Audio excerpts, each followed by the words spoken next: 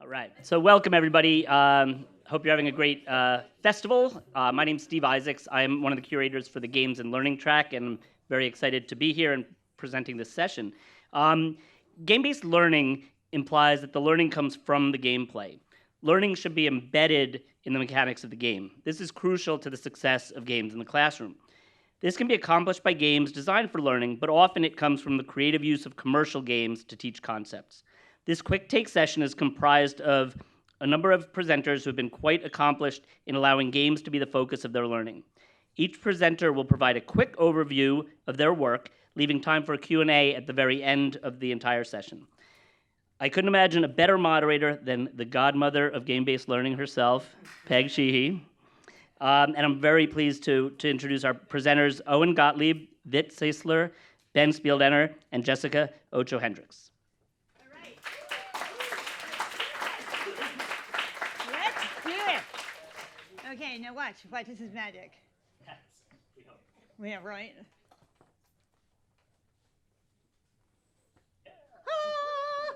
No, the rest of the day goes that well, we'll be in good shape. Okay, I'm taking a complete liberal advantage to being moderator and just sharing something with you. Teachers, educators, designers, thank God, this is for you. When I was very fortunate to be a teacher fellow at Filament Labs for a summer. And before I went to do that, I basically put it out to my social network. I'm going to be speaking to game designers. What do they need to know? And I got wonderful, wonderful responses. But this one in particular summed it all up. And I'm going to read it to you. I'm going to do the death by PowerPoint thing because I want you to hear it, and I love saying it. Game designers need to know what a privilege it is to hold the focus of a precious young brain for hours of every day in the most formative years of their lives. Do not underestimate your influence. You are a teacher. Your innate understanding of Mother Nature's trick to wrap up learning in play and dopamine hits gives you a superpower. Use this wisely. Don't resort to lazy storytelling to create drama and momentum. Explore other ways that don't involve damsels in distress or mere sidekicks. As our modern day storytellers and bards, you reflect a society that you are not responsible for making, but we are counting on you, and we challenge you to do more than simply mirror what it is and move us into what it could be. Okay, so we are all falling prey to the buzzwords, right, teachers? The buzzwords, and I put some of them up here. The mighty buzzwords, and we were dealing with 21st century learning for ages. Okay, we know what century it is. Okay, we got 81 more. We got 81 more years. Okay, we get there. But then it was gamification, game-based learning, and all these things. And so what the conversation does not turn to. Do games belong in the classroom? We're done with that. It's what games belong in the classroom? What games support my learning objectives? How do I do it? Where's the teacher's manual? Show me the learning. Oh, we forgot that one. My very special friend. So Biscaglia put it beautifully. Educators who spend enough time in games or with the kids who game will connect this to Vygotsky's work and that zone of proximal development. Yes, we all learned that in teacher school. Or we've kind of oversimplified it these days to call it scaffolding, all right? But a fan of Vygotsky are quick to point out that there is also a vital component to this theory, and it has to do with peer interaction and a more skilled person assisting or mentoring the gamer or the inductee, okay? I'm going so fast, I'm so proud of myself. But therein lies the paradox. We're missing the connection. We have pitted hard, meaningful work against the supposed frivolity of play. And it is endemic in our culture, and it is especially endemic in education. Are these kids learning? What are they learning? Collaboration. What are they learning? Engineering. Okay. I heard one person say, Okay. But hold on, then. If this is learning, where are their notes? Where's their worksheets? Where's the teacher? And now, devil's advocate, how do we assess this work? If we value it, must assess it? Or is the assessment simply in the observation and the play? The time has come, I propose to you, for games to finally be reintegrated with education, ending a long-standing rift between work and play. And I propose to begin that we need to take a long, hard look at a lot of things. But to start with, teachers, and I'm talking about, present company excluded, of course, but teachers' basic fear of using a tool that they are not an expert in. But I don't know anything about games, and we don't give professional development on Grand Theft Auto 101. But we have to get that point across that it's okay. You're probably never going to be an expert, but you know the kids, you know your content area, and you know pedagogy. So what we did in my school, thanks to Mr. Lucas Gillespie, who's down in North Carolina, was use World of Warcraft. And we were both such avid players. We knew the game intimately, way too intimately, too many hours of my life. But we were able to identify the learning, and therefore Lucas and his lead teacher spent a summer designing quests that had to do with what was happening in the game. So the kids were playing the game, doing the quests in World of Warcraft, but also doing quests that lived in another 3D game lab, which is now called Resley. So it was kind of a balance of the two, but it didn't smell like school. They were in there, they were playing, they were engaged, and what a level playing field emerged. They were no longer the hand raisers in the front, smart kids, quote unquote, or the kids that came to school in the little bus.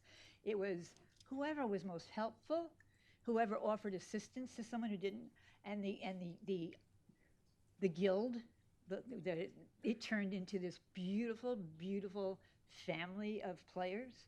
So it still is a remarkable thing. In my case, I redid it for my 6th graders, and in a humanities course. And New York State curriculum is the hero's journey, so I had it made. So what we do is we follow the hero's journey as in our character's journey in Azeroth, the land of World of Warcraft. Then we follow our journey in our companion novel. In our case, it's The Hobbit, and so we watch Bilbo's journey as a hero.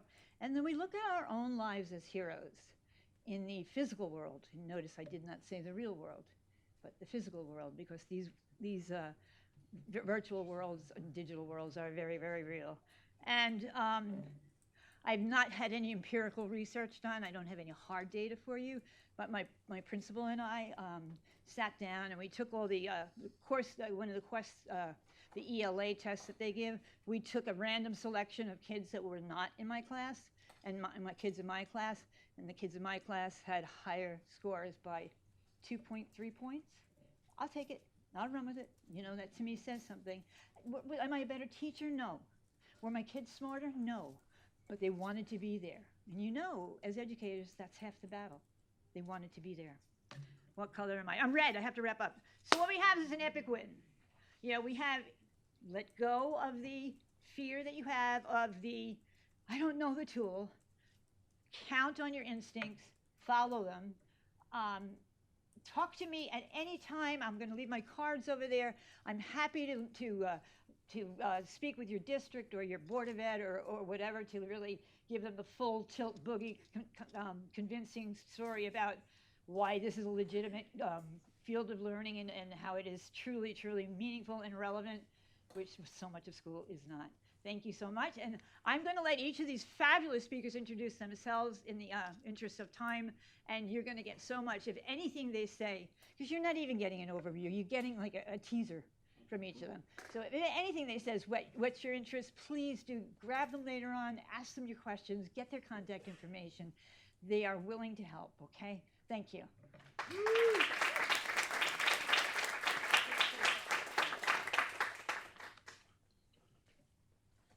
Hi there. My name is Ben Spieldenner, and I am a high school public high school English teacher. And I say that a little heavy-heartedly only because whenever anybody asks what it is that I do, I tell them I'm a teacher. I always leave off what it is that I teach, especially the grade level, because generally when I tell people I teach high school English, they'll go, that's the subject I hated the most in high school. That ends up being fairly universal. So I have to give a little background, I guess, as to how I got to where I am at this point. So 1987, my parents bought my sister and I a Nintendo system. The rule for the Nintendo system was I could play every minute that I read, I could play for 1 minute, which is why I'm an English teacher now. It has nothing to do with my English, it has everything to do with my video game playing. And I only mention that because at the time I was so angry at my parents for doing that because I thought this is so ridiculous. Like this is 1987. Looking back on it though, it's what led me, I think, to see in part what it is that I see now. So my job title says Technology Integration Specialist. That's also Game-Based Learning Specialist. I'm changing roles for next year because of what I'm going to share with you right now, actually. So I'm no longer in the classroom as of next year. It'll be the first time in 18 years that I'm not in the classroom, which is weird, but I'm super excited. I want to share with you a course that I designed called, two courses, Technical Reading and Writing Through Games. These are pictures of my classroom, just so you can kind of see what it looks like, all right? And I'm very where the rubber meets the road kind of guy. All the theory in the world is great, but if you can't use it in your classroom, then it is just theory. Yeah. So I set out to design an English course that was very different than other English courses that have been designed previous to this. And the reason I did this is because I had a number of students. My demographic of students were the ones who hated school and the ones who hate English as well. So I thought, well, I've got to come up with a way to not only get them engaged, but to get them to see the potential that they also have, because the traditional classroom has failed them for a number of reasons, most of which have been picked out throughout the last several days, all right?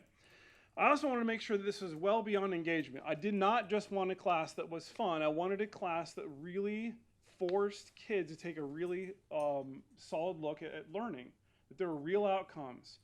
And I also wanted to do this based around the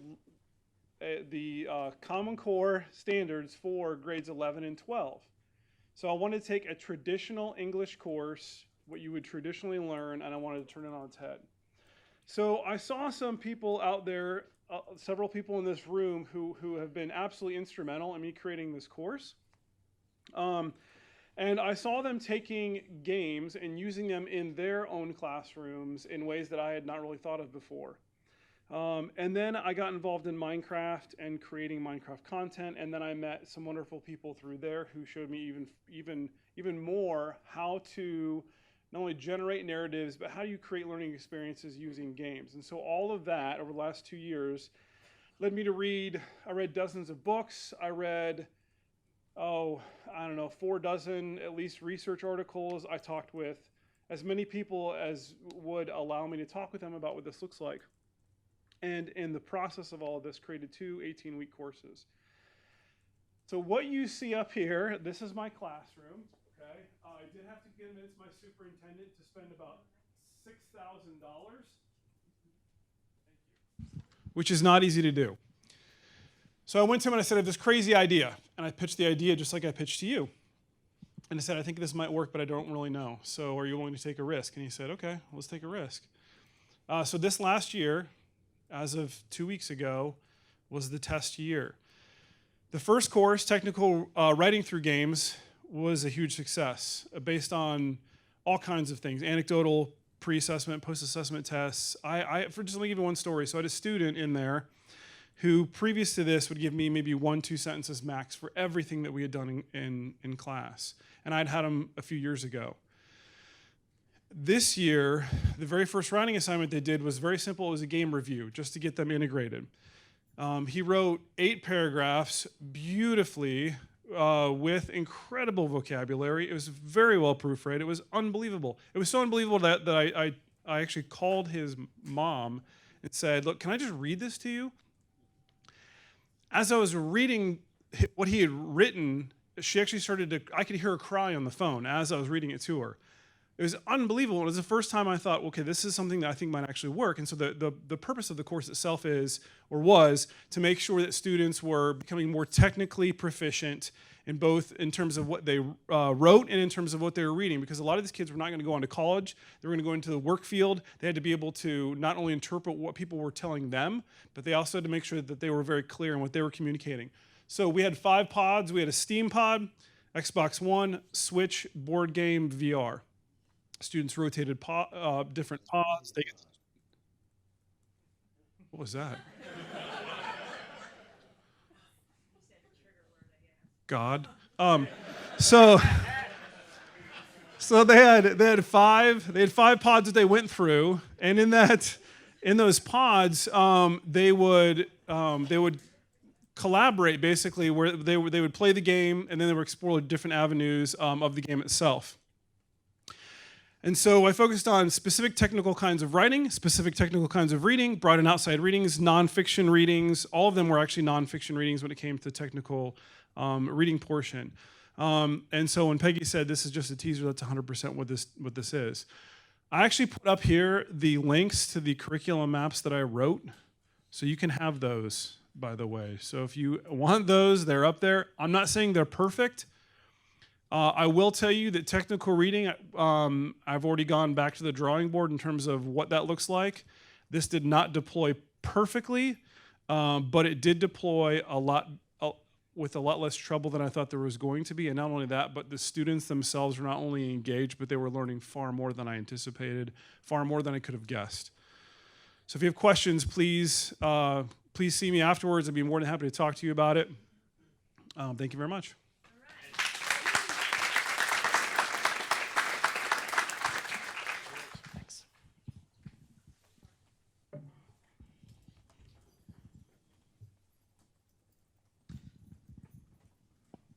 Okay, hi and thanks. It's really an honor to be here. My name is Šisler and I'm the lead game designer of Attentat 1942, which is a game about the Nazi occupation of Czechoslovakia from the perspective of those who survived the occupation.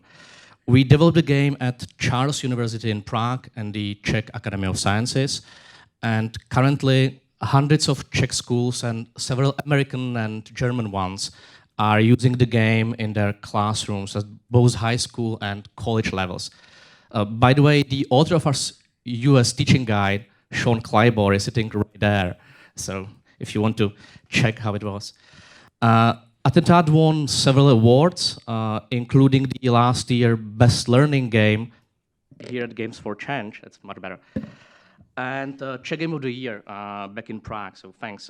I would like to summarize 3 key lessons learned we had while developing the game and while implementing it in the Czech classrooms, in the Czech formal education.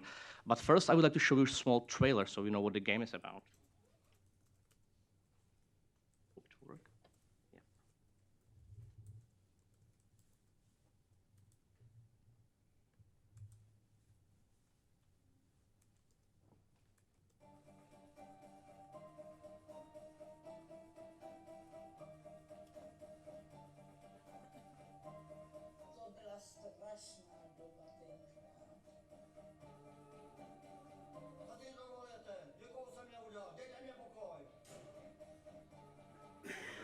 To přece byla vlastenecká povinnost.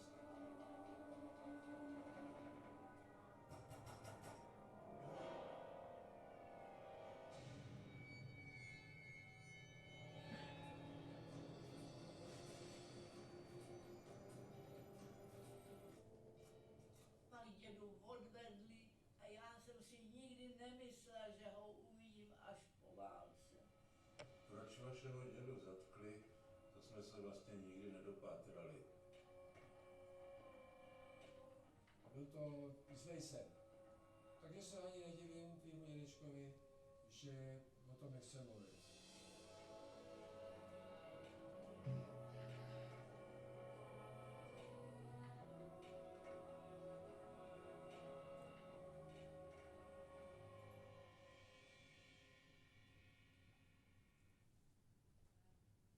Where's the...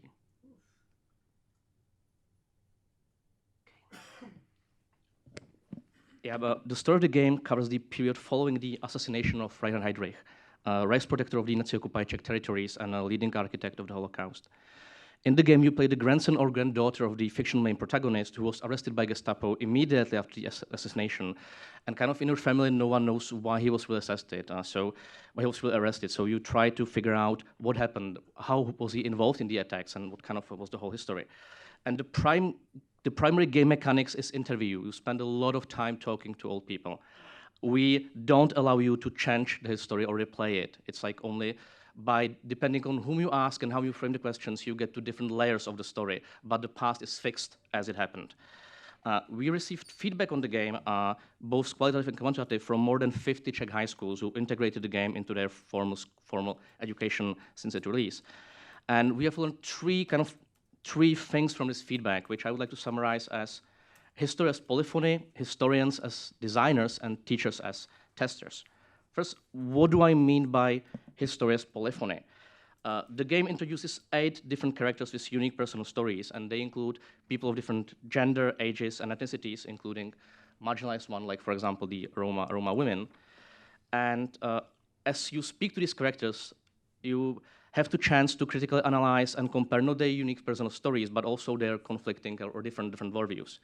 And it turned out this is the aspect of the game that both teachers and students appreciated the most when they use the game in education. Because even today, the Czech history education is mainly like a memorization of list of important dates and events. And this game kind of tried to teach you historical thinking, where you sift through evidence, and also historical empathy, when you have to reconstruct other people's beliefs, values, and feelings.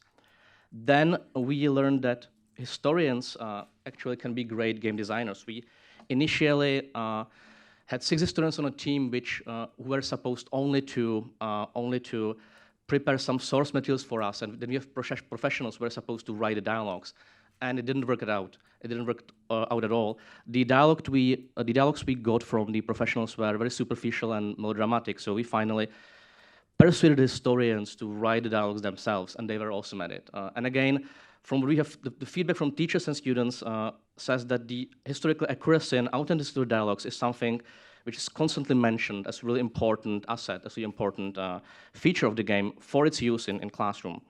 And finally, teachers as testers in game development, we involved teachers early on in the project. Like we gave them the very early prototypes of the game, which are only textual, and we tested them every semester for more than 3 years. So like there was so many like consecutive testing of various prototypes of the game, and we changed our educational methodology and also the game based on their feedback. I would say this was really there was like more than 35 schools testing the game in the process. It cost a lot of money and a lot of time, but it was really worth it. I would say without the critical feedback of teachers, the game wouldn't be really ready for its use. And the story continues. We are currently working on a sequel to Attentat called Svoboda 1945. Svoboda means freedom in Czech. And the game is about liberation of Czechoslovakia from Nazis and also about what happened after the war, so it primarily deals with the ethnic cleansing of Germans in Eastern Europe. There were more than 3.5 million Germans expelled after the war from Czechoslovakia. And the communist seizure of power. That's what like also a very important event after the war. And in a way, the concept of history as polyphony is even more pronounced in the new game, since unlike the Nazi occupation, where the good and evil is clear, the exclusion of certain Germans remains a very contested topic that is still very divisive in Czech society until today. And yeah, our game is trying to give voice to the victims and perpetrators at the same time, which is not really something that happens in Czech history classes. Thank you for listening, and I'm looking forward to your questions.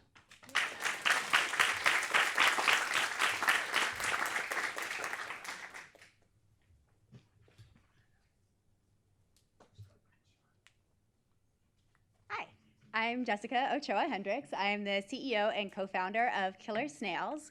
We create games and experiences that inspire a love of science. And I'm going to just talk a little bit about the lessons we learned from doing a 26-state pilot this year. So just to give you a quick overview of what BioDive is the name of the product that we rolled out. And it includes both a personalized digital science journal for students. It includes virtual reality that is done with Google Cardboard, so very kind of low end. And it also has a dashboard for teachers to be able to keep an eye on progress. I am not going to show you this video because I didn't load it properly and it would take up too much time, but you can Google it and find a video showing you what BioDive looks like. But this is more a closer look of what kind of the pages of the digital journal look like.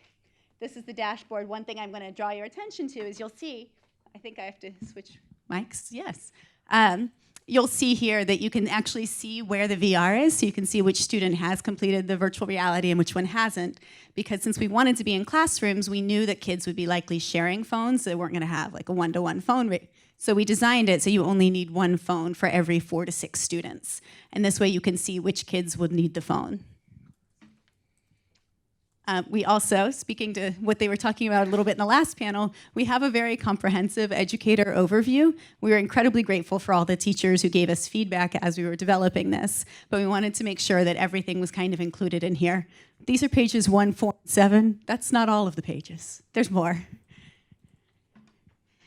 So overall, lesson number 1, you definitely want to develop with teachers. So when we were doing this, not only did we have teachers who were helping us to create this, but we were also in schools pretty much every other week. We were using this with students as we were going through. We were getting teachers' feedback the entire time. We also encourage people to make sure that their timing is flexible. Ours takes place over about 5 class periods. And we wanted to be sure it was flexible enough that teachers can use it in different states at different times, depending on how it fits in their curriculum. Lesson 2, in-person and remote feedback is incredibly important. You get all kinds of different feedback from each of these ways of gathering it. So just be sure that you plan in enough time to watch both in person, how students are interacting with the digital journal, with the technology, but also getting feedback remotely. So things that we easily solved in the classroom and didn't even think about weren't things that we considered later until we rolled it out nationally and had to get a lot of last-minute phone calls and questions. Lesson 3, piloting with students gets better. So for those people in here who are not educators, it can be a little bit overwhelming when you go into a school and you start asking for feedback. So when we started, we would ask kids what they liked, what they didn't like, what was confusing. But eventually, getting again to the point that was mentioned earlier, we started asking them what they wished they could do. And by asking what they wished they could do, we were able to build in a lot more student voice. Oh, and yeah, concrete ways. Oh, this was a very complex topic that if you are creating something that requires, that is going to be associated with specific students, think about how you're going to roster them. For people who use Google Classroom, it's awesome, and we were easily able to integrate with you. For people who use, Canvas or Clever or any of the other many systems out there, it was much more complicated. So for our first pilot, we only worked with Google Classroom schools. Just think about authentication as you were building your product. 5, make sure that you have cleared your calendar of other things when you are doing these pilots, especially if you're piloting with people who are not in the same part of the country. It may mean that you're getting up really early or you're staying up later, but many of you in here are educators. You know that your time is precious, and when you are in the middle of doing something, you need a response pretty immediately. So as a developer, just be sure that that's what you were planning to do with your time that week. And if you think it's going really smoothly and now you're going to head out for lunch for a couple of hours, don't do that. Just be available. And if you want high quality feedback, then make sure you're asking for it right away. And then some final quick points. Be sure you provide an answer key for teachers, especially if they're using new technology. Not only do they need to know how to use it themselves, but you also just want them to have an answer key so they're not having to think about this. Expect to answer questions you addressed in an email. No one is reading your epic long emails with very close attention. You have to, assume that they're going to ask questions that they need. 3 was actually really important. So we did have an educator overguide, but we didn't tell teachers whether or not they should stick exactly to what was in front of them, or if they should bring on other, articles or other kind of classroom topic discussions or group activities. And so people did both. And we were fine with them doing both. We kind of wanted to see how they would use it in the wild. But if that is something that matters to you, if you really want them to use exactly this because you're doing this for a research study, then you need to be super clear about that. Including pricing questions in your post-feedback survey is a great way just to get a range of potential options. And the teachers that we worked with were really sweet. They were like, oh, I could see you put so much work into this. I really wish we could pay a lot of money. And I'm like, no, I mean, I appreciate that, but what, if anything, would you actually pay? And that led us to having, much more solid sense of what we could legitimately charge and that people would be willing to pay for. And then finally, put in the work to find teachers who will be good fits for your products. So we located teachers, all in all, we located teachers in, I want to say, 42 states.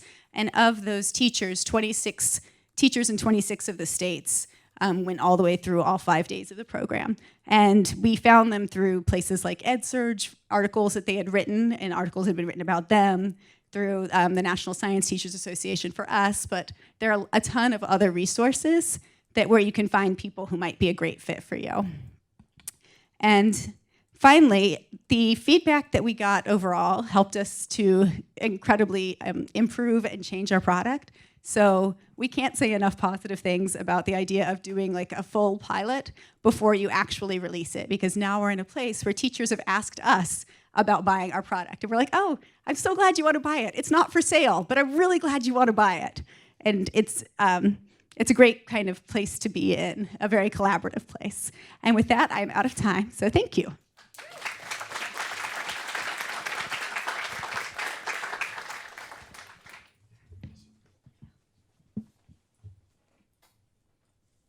Hi, good afternoon, everybody. I'm Owen Gottlieb. I'm a professor at the Rochester Institute of Technology. I'm the founder of the Initiative in Religion, Culture, and Policy at our Magic Center. And I'm here to talk about Lost and Found. Lost and Found is a game series that's teaching about medieval religious legal systems. It's set in North Africa in the 12th century in Fustat, Old Cairo. It's currently comprised of 2 games, Lost and Found, the strategic game, and the legal reasoning game, Order in the Court, the party game. Now, we have a team of now about over 30 students, graduate and undergraduate, and about 14 faculty who've worked on this pretty consistently since 2014. The games are out. And what we wanted to do with these games was to open the discourse around legal systems, particularly religious legal systems. So we hear a lot about people saying pretty terrible things about religious law. Well, religious law also has pro-social aspects. It's held together communities and taught collaboration, cooperation, sustainable governance for hundreds and thousands of years, actually. So we're also setting it in Fustat in this period, which is a very interesting time where Muslims and Jews and Christians are living together, and there's cross-pollination. It's a very interesting crossroads. So we're teaching about cooperation, collaboration, sustainable governance through these 2 games. The first is a midweight Euro strategy game in which players need to balance the needs of their family with the needs of the community. Sometimes they're competing, and often they're collaborating, and it's that push-pull tension around lost and found objects and how you're going to handle them. Are you going to follow the law? Are you going to break the law? Are you going to go above and beyond the law? And how does that affect your standing in the community? So really thinking about trade-off decisions. And the party game is about legal reasoning, and I'm going to talk about why we have more than one game. It's a modular system. We're now at work on the Islamic law module, but also I'm going to talk a little bit about differences in mechanics. Now, when we're thinking about, and also deployment in the classroom, junior high and up for the party game, high school and up for the strategy game in terms of developmentally appropriate, and the deeper strategy game, of course, takes a bit longer to play for those of you who are tabletop players. We also have a mobile prototype that we built for the National Endowment for the Humanities, so it's a tabletop to mobile system that we're talking about. And when we think about the game as our textbook, we wanted to have many different ways into this text. So you could teach history. We have Sean Kleiber here at the Dwight Englewood School who's using our games in his classroom, and I'll talk a little bit more about that towards the end. Teaching history. But all of the art is period accurate. You could teach art history. We're talking about comparative religion and the study of law and society. So many different ways into the text. Now, why tabletop and religious law? Well, many of us, familiar with international cafes in which we are playing games and the draw to the tabletop. This is a copy of the Mishnah. The Mishnah was written in about 250, and our text is the Mishnah Torah, which is later 12th century. This is 15th century, kind of looks actually a little bit like a board game. So just thinking about the kinds of questions, this is about how fields are constructed. We know that games are rule-based systems and that legal systems are rule-based systems. And so my quest, in a way, was how to turn a set of laws into a set of case-bound experiences like this. You might know Agricola. So how do you take this complex system and bring laws, if you read them on a page, to what-if questions in cases, and then eventually to the iPhone, just like Agricola did. So again, going from this to now this. So our games are out. They're available to the public. This is the tabletop strategy game. And you can see the architectural patterns accurate to the period in Fustat. This is a look at what the look and feel of the game is as you're playing through, and a number of our different cards. All of the architectural patterns drawing from Fustat. We're working with experts in the period that know North Africa during this period, both scholars of Islam and scholars of Judaism in this period. The coinage is period accurate. So we're talking about material culture in a kind of tactile sense, because understanding religion requires that you understand where and when, the place and the people. Here are some examples of photographs that we drew from and then altered, of course, in the game. Mosaic of the period, some Kufic script.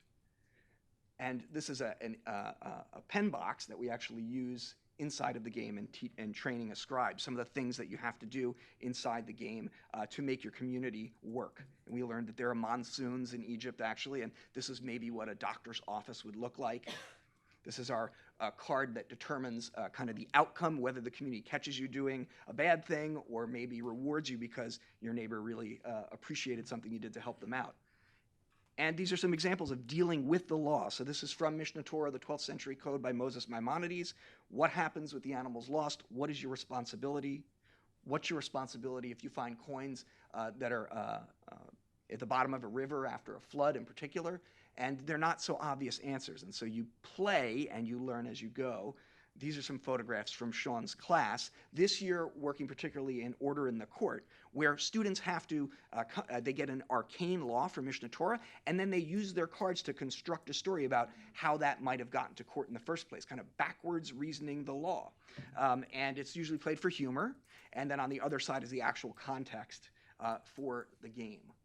So some fun having in the classroom. And we're working now with Sean and with other educators to build curriculum around it. So as deep curriculum we can get working with educators in that sense. So again, here are some of the things we're talking about. And I'll wrap up by talking briefly about different mechanics. So when we're talking about the trade-off decision making, that's one kind of mechanic. And what we found over hundreds of playtests was that it was very hard to actually get those legal reasoning discussions. Now, we do have scaffolding in the classroom with moderators. That's part of the idea, because no learning game, in my belief, should be without working with curriculum and with educators.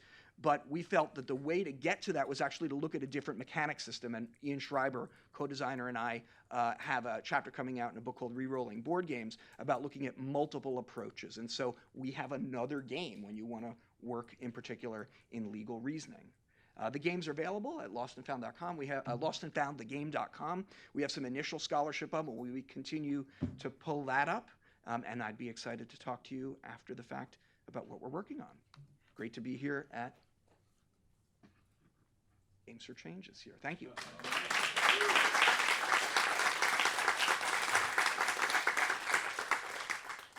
I believe now we have all the time in the world for Q&A. We've got a couple of mics floating around the room.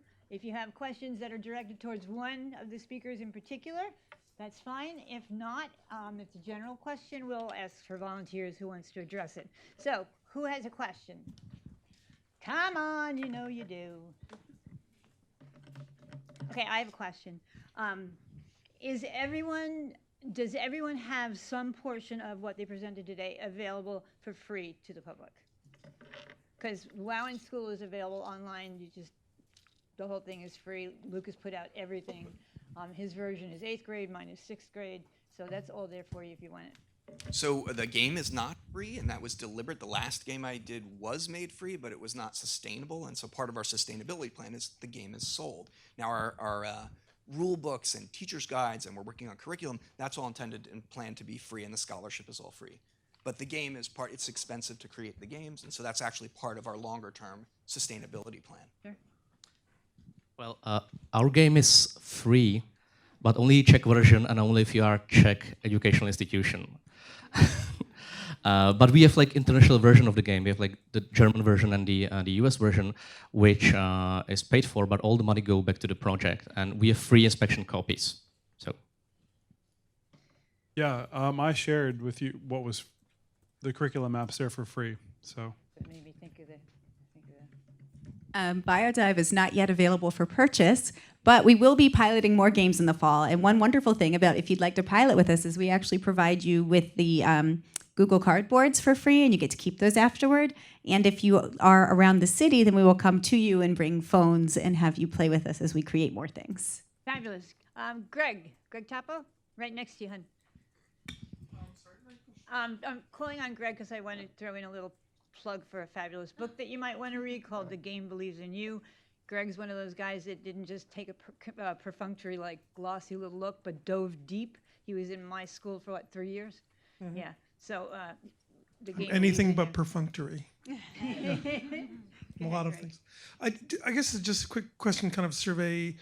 I'm always curious about whether educators who get interested in games were big gamers before they went down this path. Yes, I guess. I've been designing games since grade school, so yeah, and it combines all my other loves in cinema and learning, and you can probably tell I love Tabletop, which is a big influence. My last game was a mobile augmented reality game, but I guess the short answer is yeah. And I thought it was important to dive deep and learn more the more I was getting into doing this full time, is to play more and more and more games. So was the question about us or about the teachers who use the game? Well, I guess if you're an educator who Yeah. jumped into this world, whether Yeah, I teach game design and game studies and game development, and I'm a gamer. Yeah, since I saw the first Atari computer in the Eastern Bloc. But our teachers who are download the game, currently like something 20% of Czech high school teachers downloaded the game, and I don't think they are necessarily gamers, but they are kind of like what I would say avant-garde. They are definitely teachers who are willing to use new experimental methods in teaching, and we know that. So it's not the game is not for everyone. But we try to game the Czech school version is really very simple, and we try to make almost there is no interface between you and the content of the game, so it almost doesn't feel like playing a game. And they, from what we know from teachers and students who use the game in Czech schools, they don't even consider it as a game. They consider it more as an educational experience, which helps a lot. Like in Czech Republic, helps a lot not to frame your educational games as games. Yes. I did through college, and then when I graduated college, I didn't. And then when my wife and I had our kids, then they started playing. They started actually. The first game I think they really started playing was Minecraft, and then I started playing with them, and then I jumped back in. So yeah. No. So I was in education for about 7 or 8 years before I started thinking about games being in education. My illustrious career down this path started in Second Life, where I'm telling you that I got in there being pulled and dragged by my daughter, who was who worked on the team of Second Life, and I opened up a school there and blah, blah, blah, and saw the miracle of student functioning as Avatar. When the teen grade closed, the teachers who were working in Second Life got together and said, well, what are we going to do now? And plus, I was also being asked to speak at conferences all the time, and a lot of them were gaming conferences, and we would be like, no, this is not a game. It's a virtual world. Because I was, back then, we're talking 2002, of the mindset that games are pretty much rotting your brain and the bane of an entire generation. But when we got into World of Warcraft, I was like, oh my God, no wonder they want to do this and not their bio homework. This is perfectly scaffolded constructivist learning. So I pretty much went from there and ran into Lucas at a serious play conference, or one of the other gaming conferences, and we put our heads together, and that's how Wound School was born. But I also use Civ 5. I use Civ 4, Civ 5. I use Home Alone. I use I use a bunch of games, but I was one of the ones that what are the arrow keys? What's WASD? What? Huh? I can't stand in the fire. Oh boy, So I was typically the noobiest of noobs. Quick question. For the games that you can purchase, what is the price right now, and what platforms and are educator licenses that are discounts or for free? Yeah, it's PC and Mac. Like we hope for Android and iOS, but no, it's only PC and Mac. And we have educational licenses, and I believe the price is somewhere between $3 to $5 per copy. Yeah, for schools, but I have to check. It depends how much you buy. Lost and Found is, we looked at a target range of between 50 and 70 for box games, and we're at around 40, so it's like 35 to 40. So, but they're print on demand system because we can't make 10,000 of them, which brings the price down. So if we start to sell those many, we can bring it down. The mobile game will be significantly less expensive, but far more expensive to produce, so longer. But they will stay on, the tabletops will stay on your bookshelf forever, basically. So. We have 2 tabletops that are, one is $15, one's $25. We have a couple of digital ones that are in like the $1.99. Eventually, when BioDive is available, it'll also be in like the $5-ish range per student. Unfortunately, World of Warcraft is pretty pricey. And Blizzard contacted me a few years back, and they give us all the new versions, the up to what have you for free, but it's a prescription-based game. Prescription. Thank you. Subscription-based game. Ding. However, yeah, right. However, there are other alternates. You could use Lord of the Rings Online, which is free, and you could adapt everything that's in the WoW and school curriculum right over to that.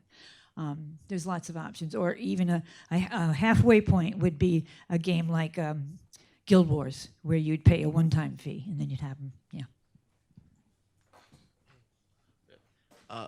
So I work in special education, and I think video games have a great application there. But there's this new wave of fears coming among a lot of the teachers I've worked with ever since the World Health Organization came up with video game addiction, which I personally think is stupid. Yeah. So do you guys have any opinions on this? Like on those kind of teachers who are now scared that video games will be... use those words here. Addictive? First of all, I have to absolutely agree with you on the fact that any of the special ed population, the spectrum kids, they thrive in these environments. They have found their space. All of a sudden, there's that equal playing field. In terms of the knee-jerk, fear-based crap that goes on, you can quote me on this, the United States is like the worst offender of that. Like, let's be afraid that there's a bully behind every keystroke and a sex offender behind every click. And a dear friend, Ann Collier, who was one of the co-chairs of President Obama's investigation into youth and the internet, found that that's not the case. Unfortunately, what we have done is we've taken video games and internet and anything having to do with computer activity, and instead of handing it to educators or even researchers or scholars to say, how do we moderate this, we handed it over to law enforcement. Big mistake. So, law enforcement turns around, they take the worst case scenario, the media jumps in there and helps them, and we have this fear-based knee-jerk reaction to everything. It's our job to put a stop to that. It's our job to show you people the value and the beautiful things that happen in there. I participated in a roundtable on public radio, WXXI, in Rochester with Evan Dawson. We did an hour on it, so if you're interested in kind of a deeper dive into those questions, you can look up my name, and one of the episodes on there is dealing with this issue. My deal is, if you're reading or going to see Hamlet, it's going to have some violence in it, basically. So it's the Bible. There's also a book called, it's called Moral Combat, The War on Violent Video Games by Dr. Philip Mackey. Is that correct? Markey, thank you. I would definitely check that out too. It's very, very eye-opening. A lot of research was put in that book. Which thwarts a lot of those kinds of comments as well. Greg did research on that. Talk to him later